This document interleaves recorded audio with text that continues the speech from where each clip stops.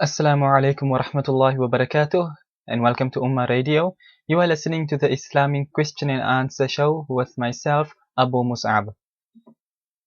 For those of you who are new to this show, it's actually not new. The show, we've been carrying on with it since last year. You have the option of sending in your questions, any Islamic questions you have, and inshallah it will be answered for you as far as possible. The methods of sending in your questions, either you can go to ummah.com/forum, and on there in the Ummah Radio section of the forum help, there's Ummah Radio, and there's a thread called Live Q&A with Abu Mus'ab, Thursday, 9th January 2014 on Ummah Radio. So in that thread you can post your questions, and alternatively you can also send your questions in via Skype. The Skype name is Ummah Radio. So with that being said, I am hosting the show myself for tonight, inshallah, because nobody else is available right now. So if you have any questions, like I say, you can send it directly to me via the Skype, which will be checked actually faster than the thread, but the thread will also be checked as well, inshallah. So without delaying, we can begin. We say Bismillah walhamdulillah wassalatu wassalamu ala rasulillah wa ala alihi wa sahbihi wa man wala. The first question which came inside here, questioner says, Assalamu alaikum wa rahmatullahi wa barakatuh. People are saying either I'm misunderstanding that praying with your arms on the chest is based off weak hadith, but it is stronger opinion to pray with your arms below the navel, which I assume means below the belly button. Can you clarify this? Okay, this is question number one. Okay, wa alaikum assalam wa rahmatullahi wa barakatuh. When it comes to the hands in salah, the ulama have got various opinions, and all these opinions are based on a hadith. You have amongst the ulama, like for instance, in the Hanafi madhab says to place your hands beneath the navel, which, as you say, is below the belly button. Yes, that is correct, and that is the fatwa of the Hanafi madhab. There are many various proofs. One is the narration where Rasulullah sallallahu alaihi wasallam said, "We, the gathering of the Anbiya alayhi wasallam, we have been commanded to place our right hand over our left hand and place it beneath the navel." So this is one. Then other proofs are from the Sahaba radiyallahu anhum who perform salah placing their hands beneath their navel. So we have various things like this as proof. The other madhahib, some mention placing the hands on the chest. For instance, like in the Shafi'i madhab and the Hanbali madhab, this view exists among them. Then additionally, in the Hanbali madhab, there's another view of placing the hands on the stomach, and this is below the chest but above the navel. This is also a view within the Hanbali madhab. The Hanbali madhab also accepts as a valid view the opinion of placing the hands beneath the navel. So if you place your hands beneath the navel in the Hanbali madhab while performing your salah, it's also fine because that is one view of the madhab itself. So when it comes to based on weak ahadith, none of the ahadith are, as you can say, weak, or because we do not reject the ijtihad of the A'imma. Because when Imam Shafi'i, Imam Abu Hanifa, Imam Malik, Imam Ahmad rahimahumullah, they didn't just make these things up themselves or decide to follow weak ahadith or anything of the sort like that. No, they did all the necessary research. They based their points on the students of the Sahaba radiyallahu anhum, who in turn narrated it from Rasulullah sallallahu alaihi wasallam. So we don't attack one or the other and say that this is the stronger dalil or this is the stronger opinion. We say no. If you're a Hanafi, the Hanafi madhab say you place it here, so you place it there. Depending on which is the fatwa of the Hanbali madhab is, whether it's on the chest, the stomach, or beneath the navel, that unfortunately I do not know, and you would have to ask a Hanbali alim for that. I can only give fatwa on the Hanafi madhab, so I cannot tell you which is the rajih and the marjuh view of the Hanbali madhab, and likewise the Shafi'i madhab and the Maliki madhab as well. But in any case, we of the Hanafi madhab, we say that you place your hands beneath the navel, and this is what according to the Hanafi madhab, this is the strongest opinion. So in that sense, yes, I can agree with that statement. But like I say, we don't attack any of the other madhab and say, no, you are based on weak dalil or anything of the sort like that. No, we respect all the ai but we follow each our own dalil. Wallahu a'lam. Okay, question number 2. During ruku', do you look between your feet or in the place of prostrating? This question I answered either it was last week or the week before, and I mentioned that during ruku', when you go into ruku', into bowing in salah, then your eyes is supposed to be by your feet, not at the place of prostration. The place of prostration is when you are standing in qiyam, meaning when you are reciting Surah Fatiha and so on, then your gaze is at your place of prostration. The example I gave back then is based on a hadith where Rasulullah sallallahu alaihi wasallam, it's mentioned that Rasulullah sallallahu alaihi wasallam neither raised his head nor lowered it during ruku', and of course the same applies during salah. So what I was writing a small explanation on that hadith and bringing it in accordance to what the ulama have mentioned about the gaze in salah, you'll find that if you're standing with your head straight in salah and your eyes lowered to the maximum, then while you are standing, your gaze falls at your place of sajda, when your place of prostration. When you go into ruku', your eyes, again, your head being straight, your gaze being low, you'll find it falls on your feet. Likewise, you get back up, Sami Allahu liman hamida, you'll find your gaze falls there. In each of these places, how the A'imma have mentioned where your gaze should be, if you just simply look at what this hadith is, that Rasulullah sallallahu alaihi wasallam neither raised his head nor lowered it in salah, then you can, as you can see, it so to say corroborates one another, because it is showing the same thing. Your eyes are falling in those same places, as though the hadith is actually saying your gaze should be here. Although the hadith that itself does not mention it should be here, but rather the Sahaba radiyallahu anhum and the ulama who in turn took the knowledge from the Sahaba radiyallahu anhum, that is how it has been passed on generation to generation, that your gaze should be here and in this position it should be here and here and here and like that. There are certain things in the hadith about where your gaze should be, but anyway, like I say, when it comes to during ruku', your gaze will be at your feet and not at your place of sajda. Wallahu a'lam. Okay, another person asks a question. They say, is wearing a niqab sunnah or wajib in the Hanafi madhab? Okay, number 2 is same as above but having a beard. Okay, let's just deal with number 1 first. Is wearing a niqab sunnah or wajib in the Hanafi madhab?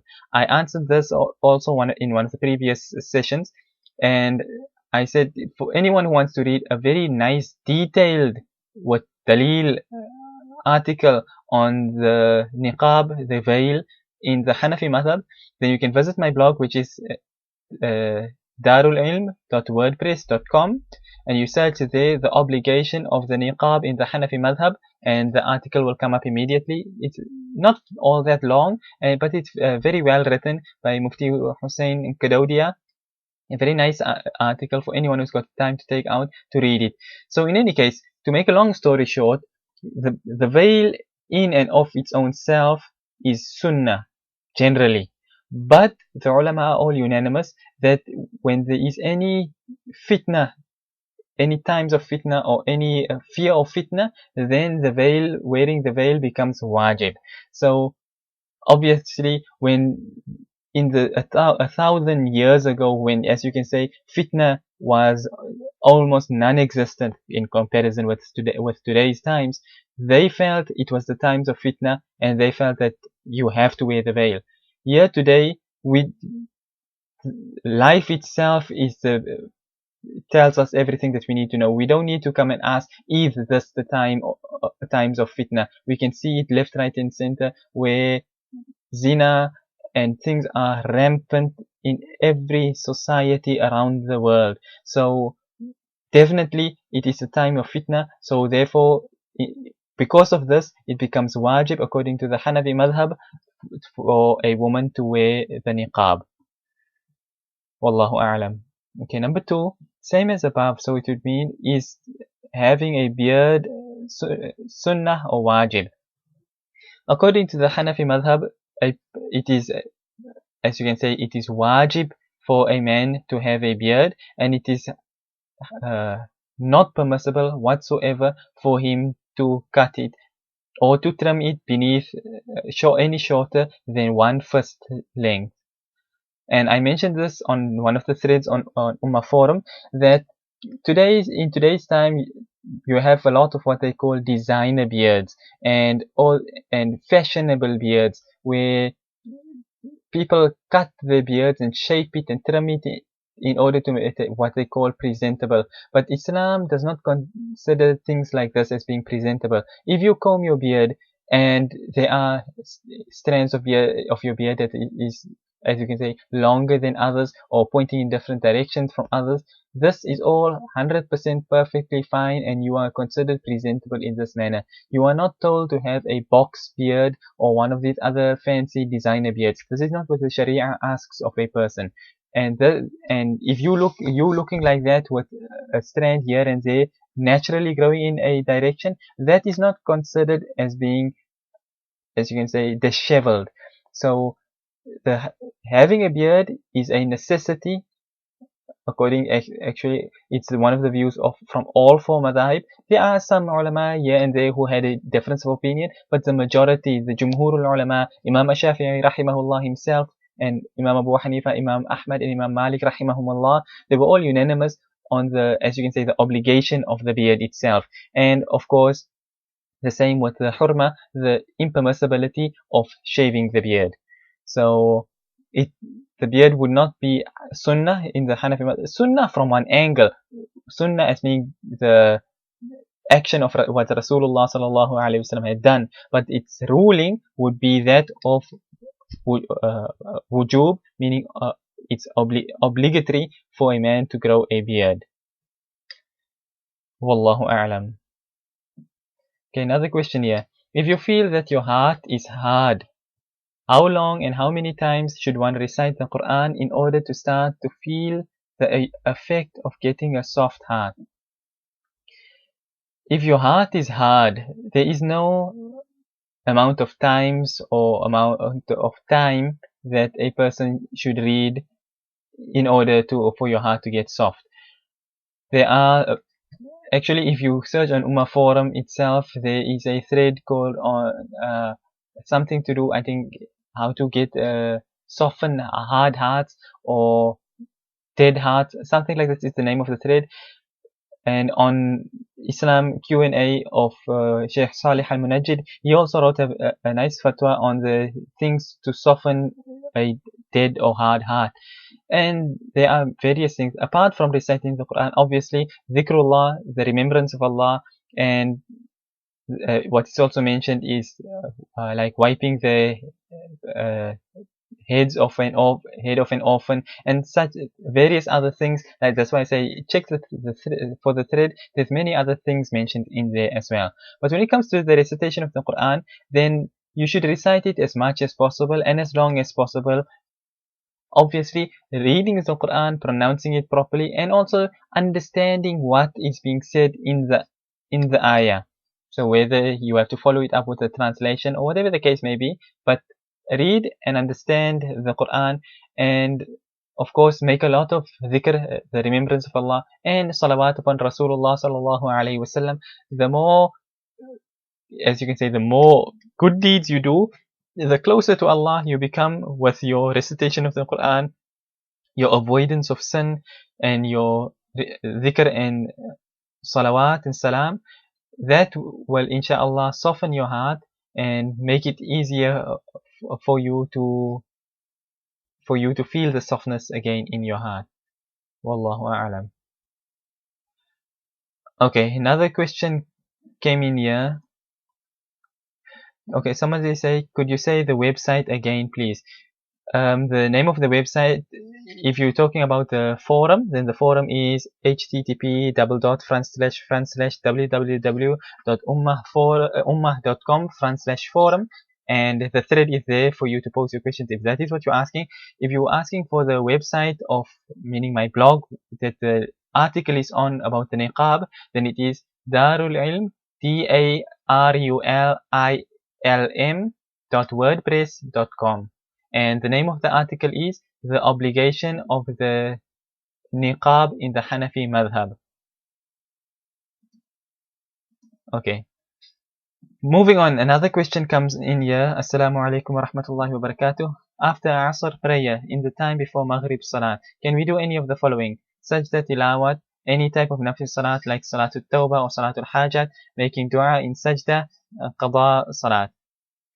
Okay, my mom's friend has been bugging me for the past week about this.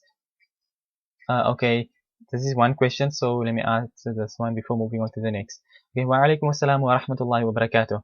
When it comes to the issue of doing things after the Fajr, after Fajr Salah, after the Farad of Fajr until the sun rises, and after the Farad of Asr until the sun sets, these two times are known as deficient times. So, Nafil Salah, any Nafil Salah should not be done during this time.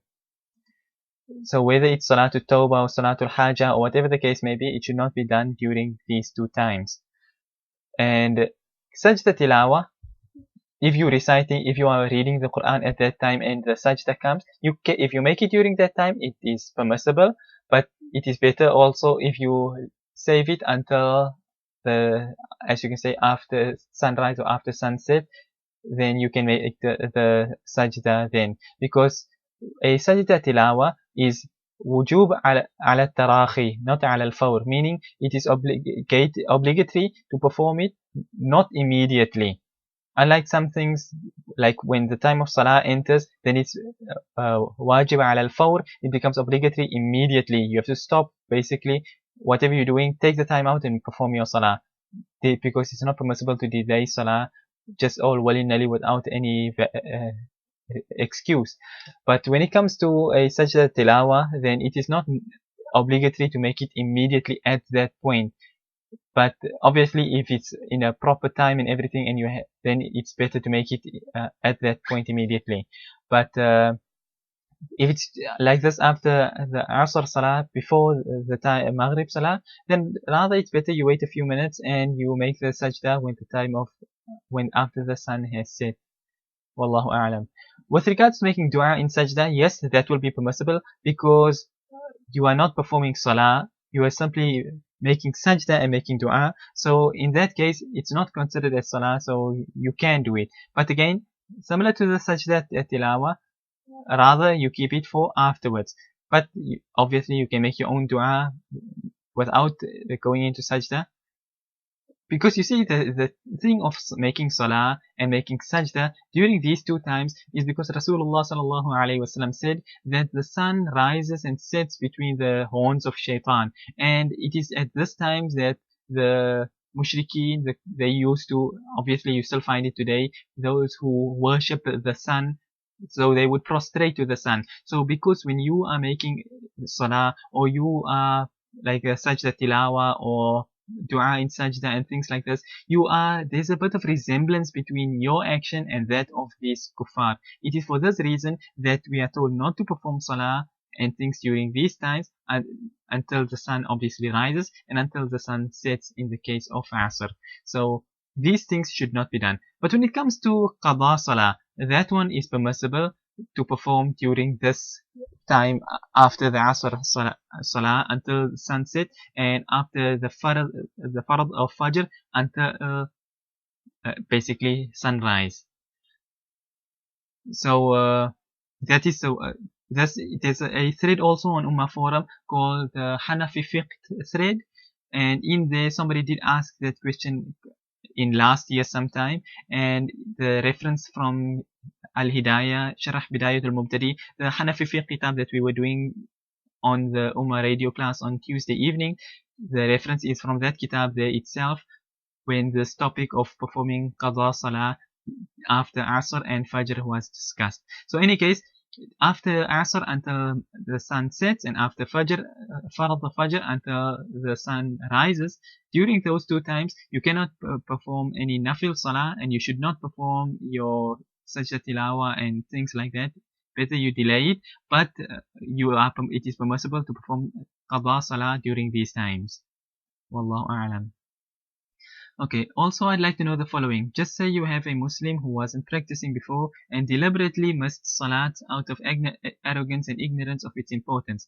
Then they become practicing later on and realize how stupid they were for missing them. Is there any evidence regarding the permissibility of Qada Salah making the ones they have missed over the years? I've heard from some scholars that you can, whereas some others say you can't. Just make sure you never miss another one. Okay, it's actually according to the Hanafi, Shafi'i, Maliki, and Hanbali madhab. All four madhahib say that you have to perform your qada salah, and there is nothing else you can do but that. It don't just fall away simply because you didn't perform salah. This is as you can say, a minority, a very small minority opinion which says you do not perform qada salah. So as Rasulullah sallallahu alaihi wasallam said, man nama an salatin aw nasiyaha falyusalliha idha dhakaraha, that whoever sleeps uh, during the time of his salah and he misses it, aw nasiyaha, or he forgets about it, falyusalliha idha dhakaraha, then let him perform the salah when he remembers it. And then in other ahadith it's mentioned, and because there is no time for when he remembers it, he should perform the salah because there is no other time for him to make it. But then, meaning, the minute you remember it, you have to perform your salah. So obviously, the minute you missed the first salah, it became obligatory upon you to repeat it. Then the second and the third and the fourth and the fifth and the week and the month and the year and however long you were going without performing salah, those salah didn't magically fall away. It's still laying as a debt upon you. Therefore, in Urdu, they have this, it's called Qazai Umri, as it's instead of Qada. Obviously, the dad is pronounced like a za. So Qazai Umri, and how it's termed, is performing salah, the Qada salah for your entire life span that you missed out. So there is, like I say, it's the opinion of the majority of the ulama, all four madhahib, that say you have to perform the qada salah of all the salah that you have missed. These, like I say, it's a minority opinion who say that you do not have to perform qada salah. And the reason for that is because they say you became a kafir by missing out the salah. So now, when you came right, basically you came onto the straight path. Now is the first time you are Muslim again. So now, obviously, while you are a kafir, that salah is not obligatory upon you. So you were basically a murtad for however many years that you didn't perform salah, and only now that you started making salah again, now you are a Muslim. So now, obviously, in that case, there is no qada salah for you to be making. But like I mentioned in one of the previous question and answer sessions, according to the Hanafi madhab, according to the Shafi'i madhab, according to the Maliki madhab, and according to one view of the Hanbali madhab, a person who does not perform salah, he is a fasiq, not a kafir. So he will not, although Imam Shafi'i rahimahullah and I think Imam Malik rahimahullah as well, they say that if a person refuses to perform salah, he will be put to death, but he will be given ghusl and kafan and buried as a Muslim and everything else like that. But this is a punishment for him, that he will be put to death. It doesn't mean he's a kafir, it's just a fasiq, a open rebellious sinner.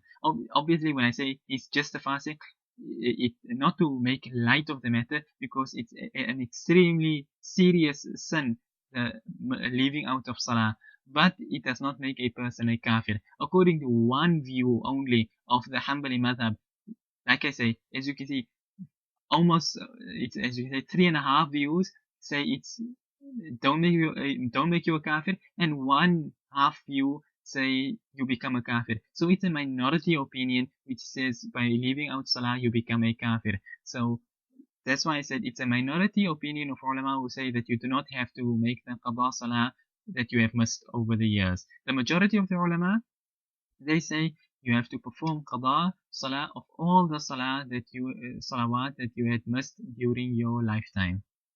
Wallahu a'lam.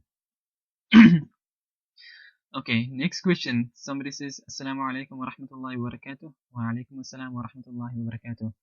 Number 1, does crying for worldly reasons invalidate wudu? And number 2, does smoking cigarettes invalidate wudu?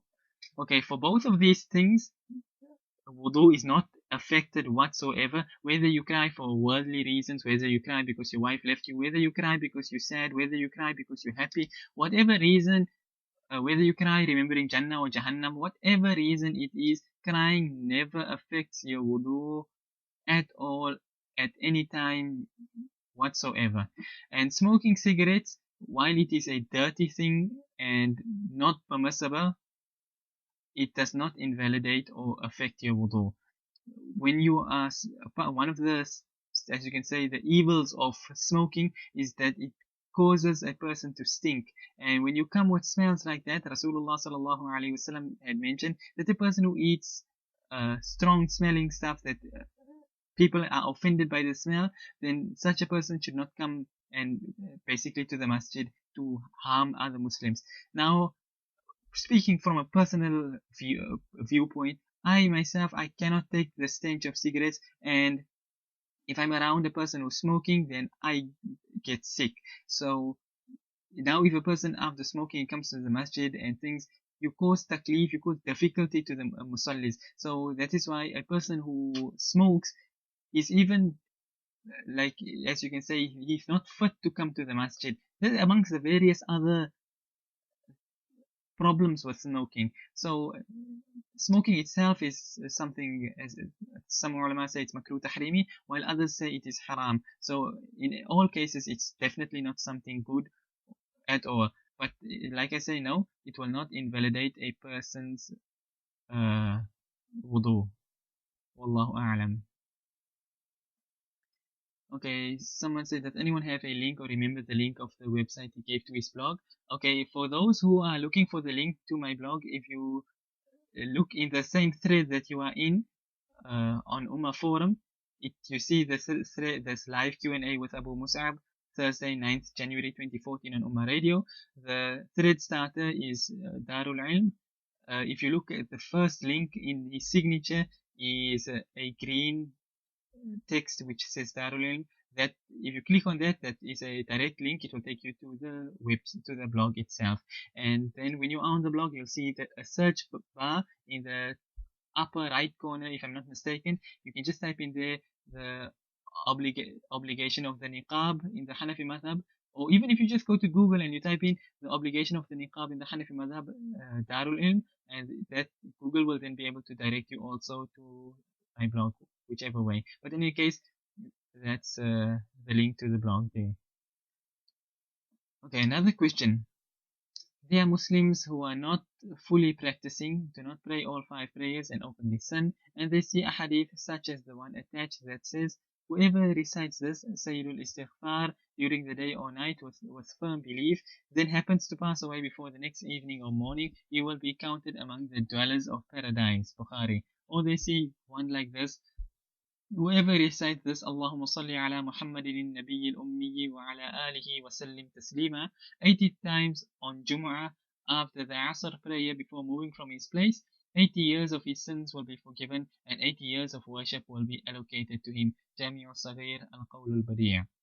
I try to advise these people because I feel they get too much hope. What is the correct way to advise these people about hadith as these? Okay, when it comes to these things, we know that we have been given hope and we are told to fear. That's why Rasulullah sallallahu alaihi wasallam had mentioned that if the hope and the fear of a Muslim were to be balanced, or rather if it were to be wings, it would be equal. You must have an equal amount of fear like you have hope. Some people are one are ifrat and some are on tafrit. As you can say, they're on both ends of the spectrum. Some are extreme in the one side, only having hope, and some are extreme on the other side, having no hope. They only see, they only have fear. But that a Muslim is have 50-50, half fear and half hope. So when it comes to things, these ahadith and things are here to give hope to us. But there are many ahadith and there are so many ayat in the Quran where Allah speaks about Jahannam and the punishments and things like this. This is to give a person fear so that you get out of your evil ways.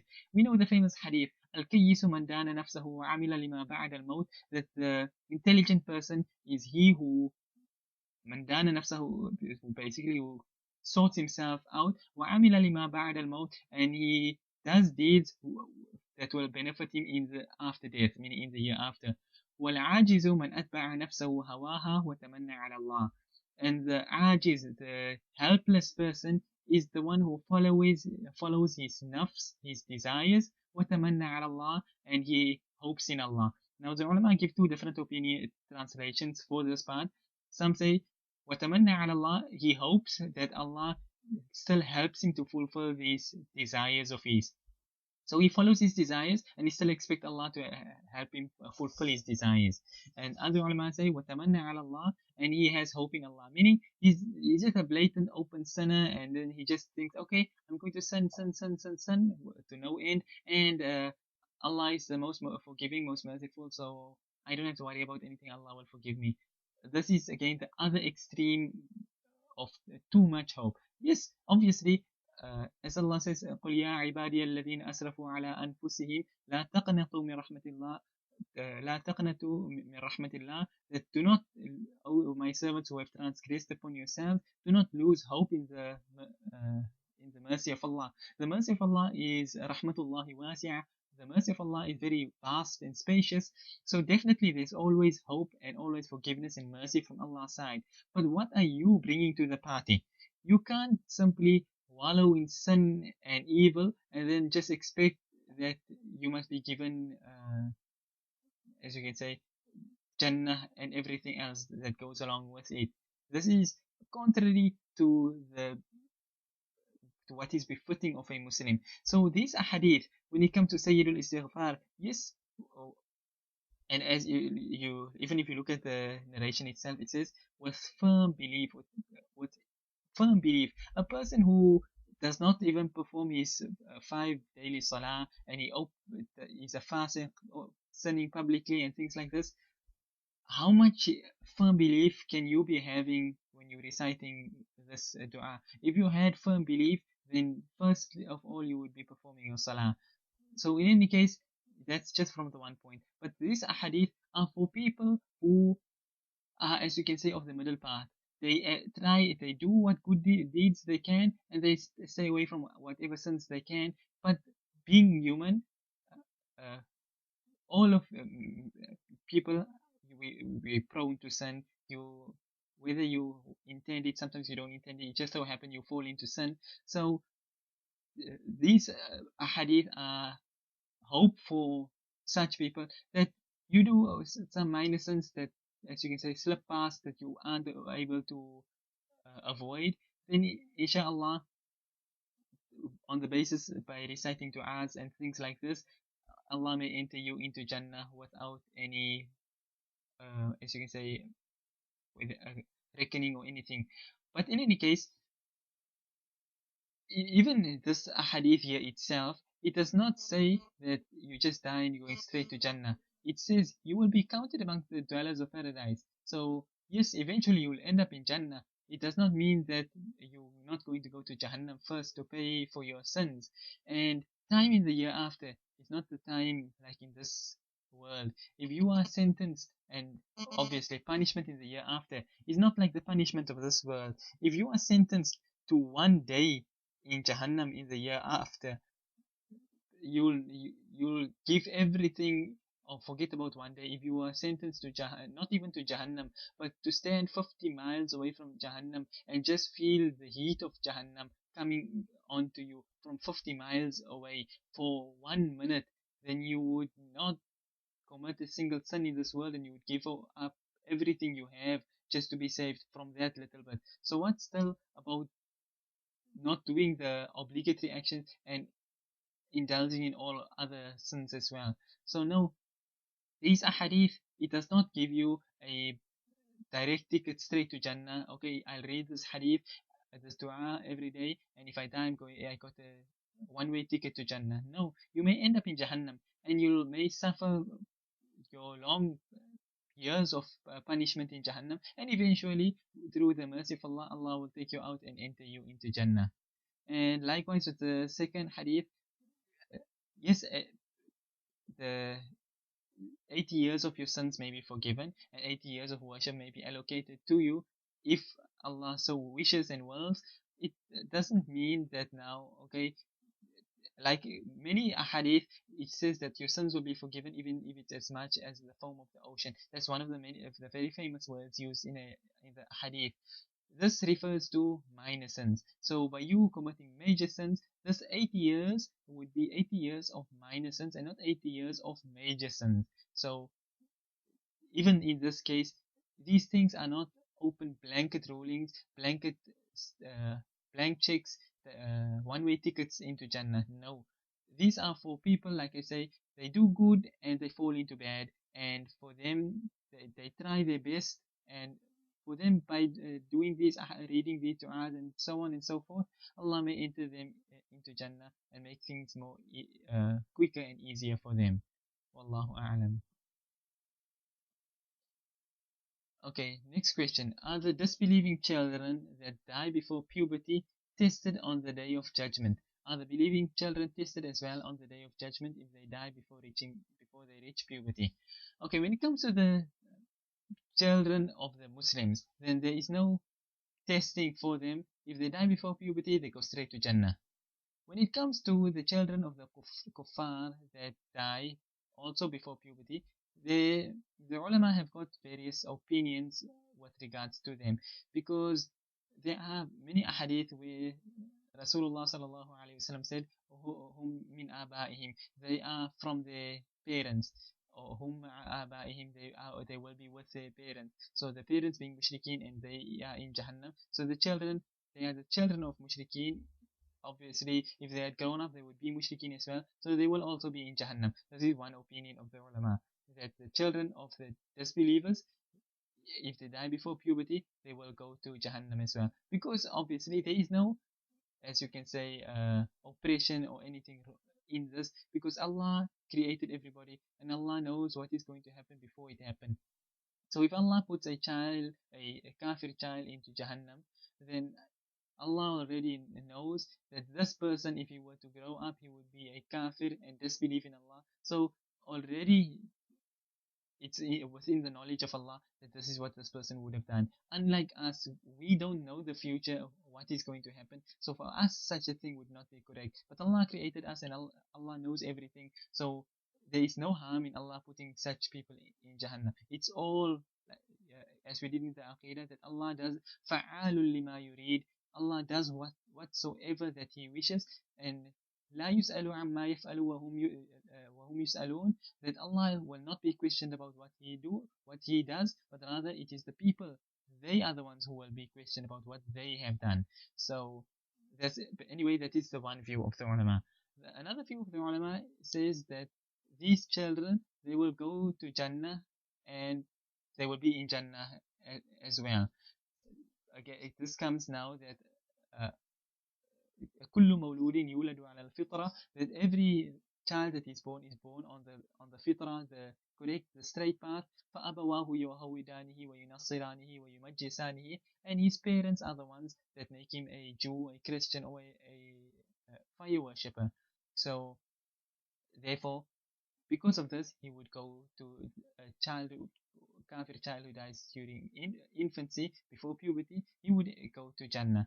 Then there are another view who say that the children of the kuffar who die before puberty, they will be the slaves in Jannah. We know the وَيَطُوفُ عَلَيْهِمْ وِلْدَانٌ مُخَلَّدُونَ, as Allah mentions in the Quran, and they are eternal children who will serve them.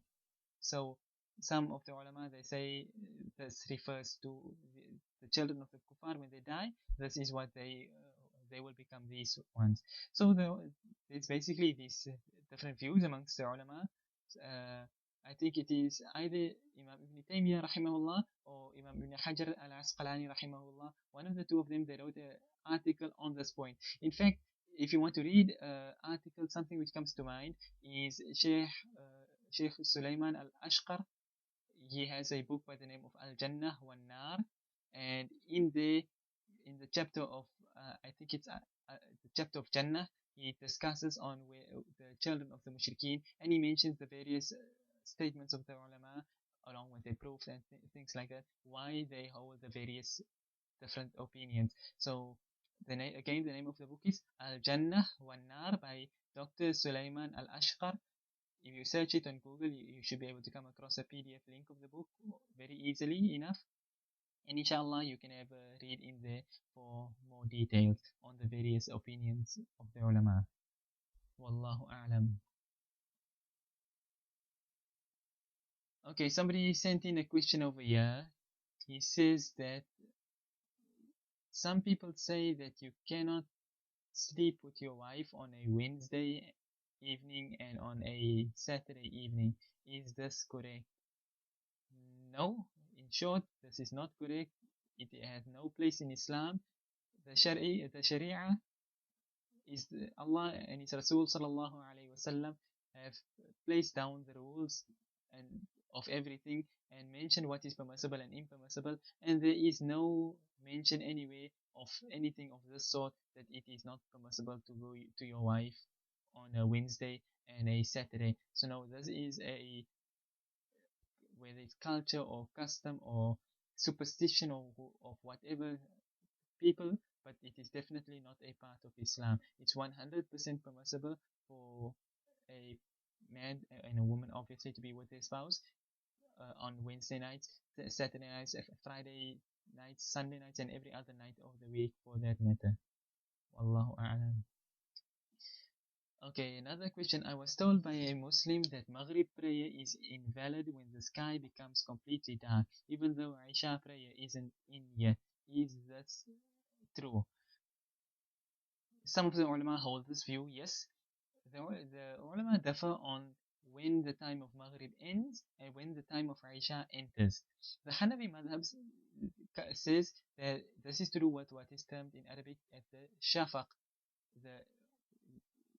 to put it in English terms, the redness in the sky, and after the redness there is a bit of whiteness in the sky. So the Shafi'i madhab, they say that the time of Maghrib ends when the redness disappears. So obviously before the sky turns completely black, the redness has already disappeared. So according to the Shafi'i madhab, after this redness has disappeared, the time of Maghrib exits. So you cannot, obviously the time of Maghrib is exited. So now you have to make qada of Maghrib. You cannot make it as ada because the time of Maghrib is no longer in. But according to the Hanafi madhab, the time of Maghrib exits when the whiteness as well disappears from the sky, and the minute the whiteness disappears from the sky, then that is when the sky becomes completely black. So at any time when the sky becomes completely dark, that is when the time of Isha enters. So whatever the case may be, all four madhab would say that since the time of Isha has entered, Maghrib Salah is now invalid. So you have to make a qada. You have to, as you can say, repeat your, or rather you have to now perform your Maghrib Salah because you missed it from its correct time. And obviously now since it is the time of Isha, you are making qada of your Maghrib and then you perform your Isha Salah. So that's what I said. They differ on when the time of Isha enters. You mentioned here when the sky becomes completely dark. Like I say, when the sky becomes completely dark, that is when the time of Isha enters. So, and this is according to all four madhahib as far as I'm aware. I don't know if the Maliki or Hanbali madhab has a different view on that, but as far as I know, all four madhahib have the same time for Isha. So that's when the sky becomes completely dark. They only differ on the whiteness and the redness in the sky. Hanafi madhab saying it's until the whiteness disappear, and Shafi'i madhab saying until the redness disappear. So if we put it in my own made up times now, let's say the sky remains red for 20 minutes and the whiteness only disappears after 40 minutes, just for example, then say Maghrib starts at 6 o'clock, then by 20 past 6, according to the Shafi'i madhab, you now cannot perform Salah. Isha, according to the Shafi'i madhab, maybe come in at a later stage, but according to the Shafi'i madhab, now you have missed the time of Maghrib. But the Hanafi madhab say, just like I say, it's my own made up times, so another 40 minutes you still have to perform your Maghrib, because when the time of Maghrib ends, the time of Isha will immediately enter. So yes, it is true from that angle. It is just simply a view from one of the other madhahib. Wallahu a'lam.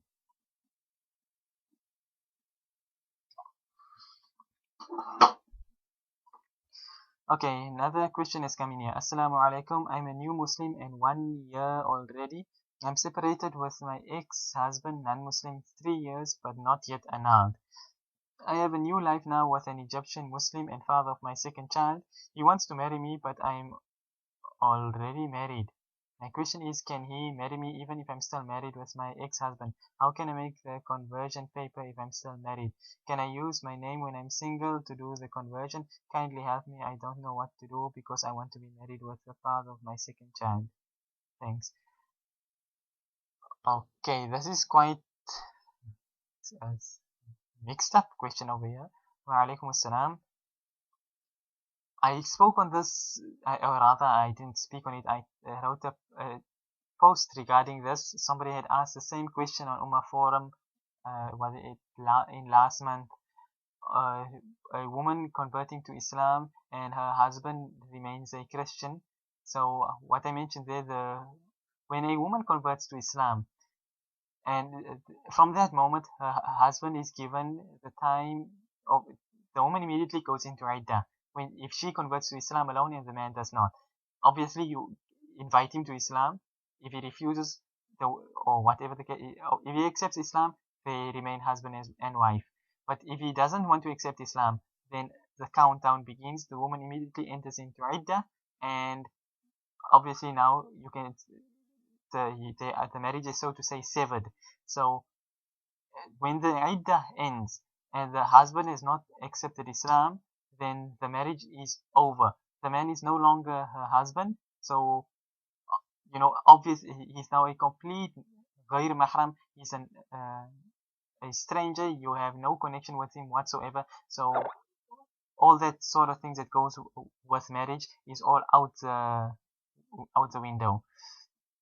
So in this case here, if you converted to Islam and your ex-husband is a non-Muslim, then for 3 years already, then according to Islam, your marriage was already broken long ago. 2 and 3/4 years ago already your marriage was broken. So I don't know. I don't want to make assumptions here, but based on what is written here, it looks as though this second husband, the Egyptian, he didn't marry the woman. I hope I'm understanding this wrong, but in any case, this is what it appears like to me. But in any case, like I say, the marriage with the original Christian husband was over. It was broken, done and finished. So she could marry whosoever she wanted. So if she married this Egyptian man, then she's obviously, like I say, she's not married to the first Christian man anymore. So there's no need for annulment. There's no need for any divorce papers or anything else for that matter. She now can marry this man, and he will be her husband, and this child her child, and everything else that goes along with it, because she's not married to the previous person. The other part was, how can I make the conversion paper? I don't know what a conversion paper is, but it says, can I use my name when I'm single to do the conversion? Unfortunately, I don't know what this conversion paper is all about. I haven't seen one of them. If you can explain it, perhaps I may be able to explain things a bit better, inshallah. But if by conversion paper you mean, as some organizations have, where they write your name down, basically like a testification that you did accept Islam in front of witnesses and things like that, if that is what is meant, then like I say, you are no longer married to that previous husband, so you just put your name down as your name, your real name. You just put it down there. That's all. There's all this confusion is basically because the questioner is assuming that she is still married to the first Christian husband, but like I say, that is incorrect. The marriage already broke a very long time ago. Wallahu a'lam. Okay, another question came inside here. Can you briefly explain what the rulings are on women making hijrah without their mahram and the general conditions of making hijrah briefly? When it comes to making hijrah, the various ulama, they've got differing opinions on simply making hijrah. You know, people make hijrah from let's say from Abu Dhabi, they make hijrah to the UK. You have people making hijrah all around the world, what people term as hijrah. So there is actually no Islamic state in the world currently today. Saudi is a Muslim country. It's uh, inhabited mainly by Muslims. It belongs to the Muslims and everything, but it is not ruled according to the Sharia. There is no Khalifa. There is no Islamic state over there. So you are not making hijrah to any Islamic place. So already the issue on hijrah itself, obviously, hijrah is to move from one place where you're having unable to practice Islam properly to move to other place where it is better to practice Islam. But like I say, places like Saudi and the United Arab Emirates and all these other are all Muslim countries, but it is not Islamic countries. So you're not making a proper hijrah. Obviously, like I say, hijrah is to get away from the evil so that you can practice Islam in peace. So from that angle, it is hijrah. But a woman making hijrah without a mahram is a whole science, rather a whole field altogether. Some of the ulama say a woman may not make hijrah without a mahram. Some say some things are an exception to the rule, and this making hijrah without a mahram is one of it. So therefore you will find the differing ulama giving different verdicts on the matter. Let's say one of the countries is at war with Islam, and a woman from there, she accepts Islam, so now she makes hijrah. Obviously when a person converts to Islam, they don't have any mahram, because, or rather any Muslim mahram, so the father and all of them, she can travel with them and drop her off in the Islamic country again. Like I say, we don't have Islamic countries today, but still it's better to live in a Muslim country than it is to live in a kafir country. So any case, like I say, some ulama, they say that a woman cannot make hijrah without a mahram, while some others say no, she can make hijrah without a mahram. But the general conditions of making hijrah, in brief, they are it's not possible to actually explain it in brief, because what I did mention now is what is termed as being brief. The best thing to do is to check the name of this book, rather to Google this book. What's its name now? It's a PDF. I just can't recall its name now. Anyway, even if you go to islamqa.com of Sheikh Saleh Al-Munajjid, or you go to askimam.com and you type in there for hijrah, it will give you the conditions and guidelines and things like that. And obviously by checking these two websites, you'll see the differing opinions of the ulama by the references they quote and things like that.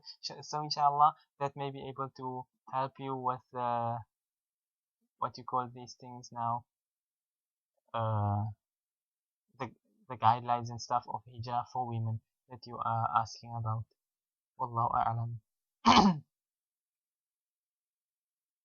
Okay, I see the same question was sent in over here. It says Assalamu alaikum. I have okay, the question disappeared now. Seems like it was removed. Okay, so another question here. I'm confused about the story of Fir'aun when he was drowning. He said with his mouth he believed, but I read a narration when Jibril alayhi salam said he put sand in his mouth because he feared his repentance would be accepted. Okay, I can understand, but where your confusion is coming from, but in reality there is no confusion really. The sand put in Fir'aun's mouth is basically just more like additional disgrace to him, to show that no, your repentance will not be accepted.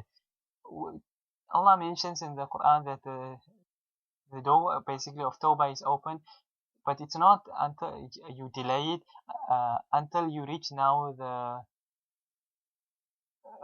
the end of your life. Death is upon you, the angel of death is there, and now you want to say that you believe. And this is what had happened with Fir'aun. Basically, it was the end of his life for him. Everything was over, the water was coming down on top of him, and he was about to drown. So him saying now that he believes in the Lord of Musa alayhi salam and Harun alayhi salam, it didn't make any difference, because the doors of Tawbah for him was already closed at that junction in time. So but although, like you say, he said it with his mouth, but Jibril alayhi salam putting the sand in his mouth from that angle, not out of fear that his repentance would be accepted, but it's more like a disgrace to him, to show him that despite the fact that the door of Tawbah is closed, or the door of Tawbah is closed, but your mouth will also be closed, and basically you won't even be given this chance, despite the fact that your Tawbah will no longer be accepted, but you won't even be allowed to say the Shahada at this time, because of the amount of evil and transgression that you had done during your life. Wallahu a'lam. Okay, I think that is the last of the questions from the forum. I see no one else posing any other questions. Also on Skype, I don't see anyone else posing any questions here.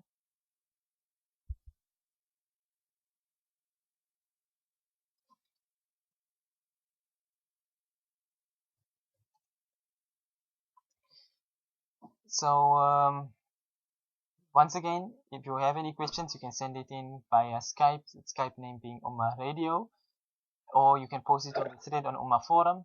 The thread name being Live Q&A with Abu Mus'ab, Thursday, 9th January 2014 on Ummah Radio, and it's found in the Ummah Radio section. The thread can be found over there. So you can pose your questions in either one of the two places, and inshallah it will be answered, hopefully. Okay, another question is come inside here. Is it possible to see the Prophet sallallahu alaihi wasallam in our dream?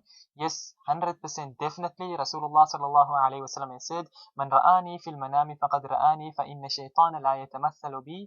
That whoever has seen me in a dream, then indeed he has really seen me, because shaitan cannot take on my form during a dream. So from the words itself of the hadith, it tells us that definitely we can see Rasulullah sallallahu alaihi wasallam in our dreams, and not only can we see Rasulullah sallallahu alaihi wasallam, but if we do see Rasulullah sallallahu alaihi wasallam in our dream, then we have actually seen really Rasulullah sallallahu alaihi wasallam. Because let's say you see now, for instance, Sheikh Shuraim in your dream. It's not necessary that it's Sheikh Shuraim that you are seeing.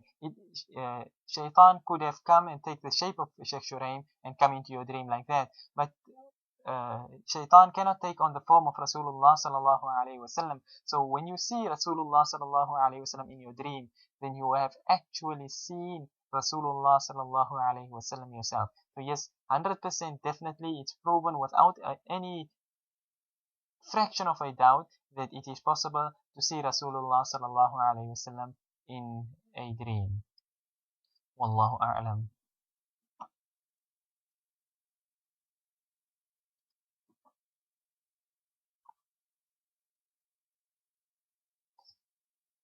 Okay, everything seems to have quietened down. No more questions coming in on the forum, and nothing coming in via Skype either.